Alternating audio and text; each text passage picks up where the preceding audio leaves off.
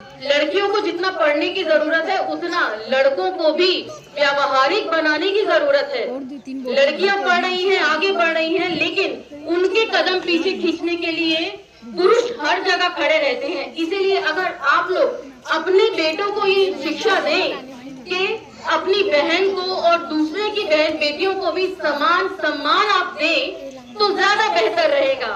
एक पुरुष जब शिक्षित होता है वो केवल एक व्यक्ति शिक्षित होता है, लेकिन एक महिला जब शिक्षित होती है तो वो पूरे परिवार को शिक्षित करती है।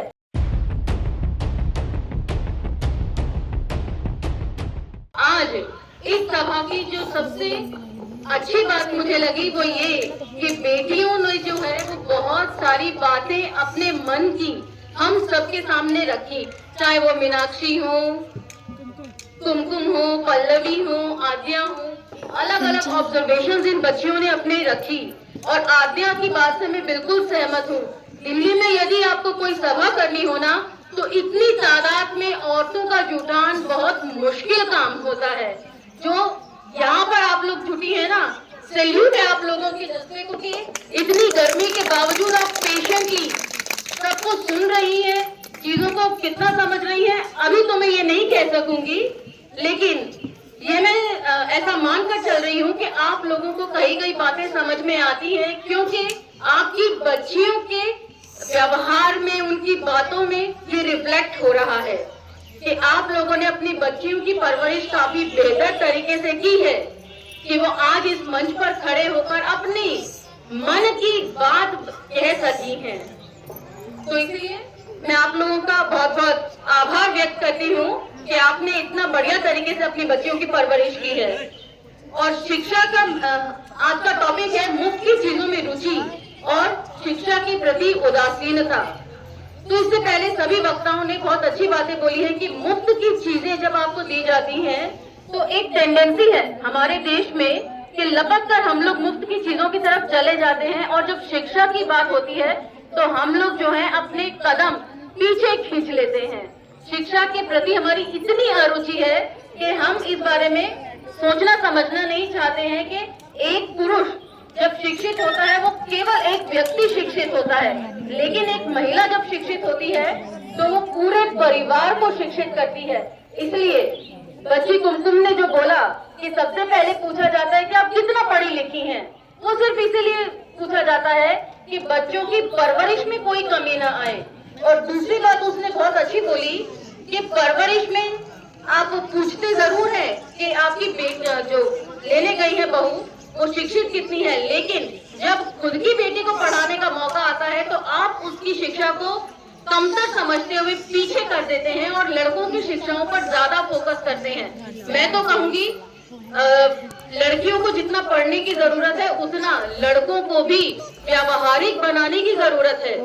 लड़कियां पढ़ रही हैं, आगे बढ़ रही हैं, लेकिन उनके कदम पीछे खींचने के लिए पुरुष हर जगह खड़े रहते हैं। इसीलिए अगर आप लोग अपने बेटों को ये शिक्षा दें कि अपनी बहन को और दूसरे की बहन बेटियों को भी समान सम्मान आप दें तो ज्यादा बेहतर रहेगा।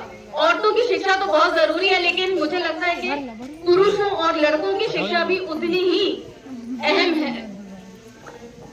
जैसा कि हमारे महापुरुषों ने शिक्षा को लेकर बहुत सारे काम किए हैं और वो आज मेरे को रिफ्लेक्ट हुआ। मुझे लगा कि बच्चियों ने बहुत अच्छा बोला और मुझे मतलब मैं क्या बोलूं, इन्होंने इतना सब कुछ बोल दिया, मुझे नहीं लग रहा कि मैं इनसे बेहतर बोल पाऊंगी आज। तो थैंक यू आप बच्चियों का, और थैंक यू संतोष जी का, सुमित्रा का, जो इतना अच्छा मतलब आयोजन और सबने बोला है। तो थोड़ी सी बातें मैं सावित्रीबाई फुले जी के आप लोगों के सामने रखूंगी। यदि ये हिम्मत नहीं जुटाती अपने घर से बाहर निकलने की और इनके पति इनको बाहर लाकर शिक्षित करने की हिम्मत नहीं जुटाते तो आज हम महिलाओं की शिक्षा भी नहीं होती, हम पढ़ने लिखने से वंचित रह जाते। उसके बाद ऐसे कारणों की खोज भी करनी चाहिए कि क्या वजह है कि सवर्ण महिलाएं जो हैं पढ़ लिख कर आगे बढ़ गई हैं और हम दलित महिलाएं जो हैं बिल्कुल हाशिए से बाहर निकल गई हैं। हमारी शिक्षा के जरिए जो हमारी तरक्की होनी चाहिए थी वो आज दिखती नहीं है, जबकि आज से तकरीबन 200 साल पहले एक ओबीसी महिला के दलित शिक्षा को लेकर प्रचार प्रसार किया था, लेकिन आज हमारी दलित महिलाएं बहुत पिछड़ गई है शिक्षा को लेकर। उन सब कारणों के ऊपर भी विचार किया जाना चाहिए, मैं समझती हूँ। यदि आप लोग अभी से विचार मंथन करेंगे और आप बच्चियां भी इसके ऊपर सोचेंगी तो आगे आने वाले भविष्य के लिए अच्छा रहेगा। और आप लोग जब अपना परिवार संभालने के काबिल होंगी तो आप उसको ज्यादा बेहतर तरीके से कर सकेंगी। इसलिए इन सब चीजों के ऊपर आप प्लीज ध्यान दीजिए। और बाबा साहब ने जितना शिक्षा को लेकर बोला कि महिलाओं की जो भागीदारी है उससे तय होता है कि समाज कितना आगे बढ़ा है। तो आज आप लोगों की सभा में इतनी सारी महिलाएं हैं और पुरुष बिल्कुल पीछे बैठे हुए हैं, तो मुझे देखकर बहुत अच्छा लग रहा है कि महिलाएं इतनी भागीदारी यहाँ कर रही हैं, उसको सुन रही हैं, समझ रही हैं। तो मैं आप लोगों का अगेन आभार व्यक्त करती हूँ और मैं उम्मीद करती हूँ कि आज यहाँ आप सिर्फ हम लोगों को सुनेंगी ही नहीं, घर जाकर समझेंगी भी, सोच विचार करेंगी कि आगे आने वाली जनरेशन को आपने कैसे तैयार करना है। मैं आप लोगों का ज्यादा वक्त नहीं लूंगी क्योंकि बहुत सारे वक्ताओं ने बोल दिया है। और मैं एक पॉइंट में और जोड़ देती हूँ जो संतोष जी ने बोला कि अंग्रेजी शिक्षा के महत्व को प्लीज समझिए। अंग्रेजी शिक्षा जो है वो आपके इंटरनेशनल लेवल पर दरवाजे खोलता है पढ़ाई लिखाई के। अंग्रेजी बोलनी नहीं आती तो उसे सीखिए बिल्कुल उसी तरीके से जिस तरीके से आप लोगों ने क ख ग सीखा है। ककाहारा कहते हैं ना आप लोग उसे, जिस तरीके से आप लोगों ने ककाहारा सीखा है उसी तरीके से ABCD भी सीखिए। अंग्रेजी बहुत जरूरी है। यदि बाबा साहब अंग्रेजी नहीं सीखते, हम कहते हैं कि बाबा साहब ने बोला शिक्षा वो शेरनी का दूध है जो पिएगा तो दहाड़ेगा, लेकिन हम ये नहीं सोचते कि अंग्रेजी शिक्षा के बारे में वो बात कर रहे थे।